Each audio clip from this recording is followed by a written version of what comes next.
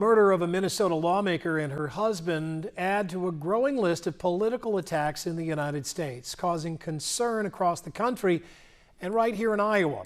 WHO 13's Zach Fisher joins us live from the radio station where one of the victims of the surviving couple worked. Zach?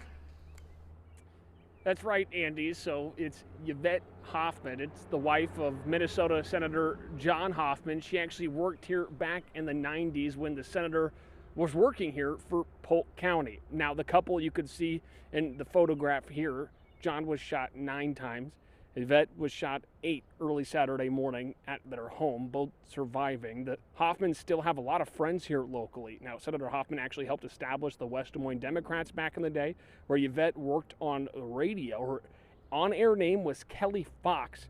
Longtime radio host and co-worker Jimmy Wright knew both of them personally when he and Yvette were working here, and good friends, still keeping in touch. Wright was floored when he heard about the attack. The thing that really shocked me the most was it was at their home.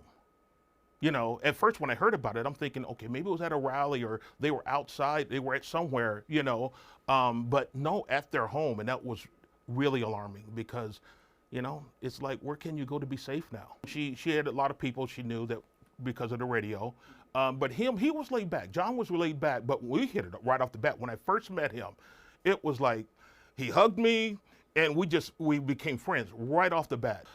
They both were great. They both complimented each other, and you could feel that energy from each other as a friend. All right, just emphasizing multiple times of how good of people they were, co-workers, just overall friends to them. I reached out to police up in Minnesota to inquire if any Iowa lawmakers were on the shooter's hit list or any Iowa health centers.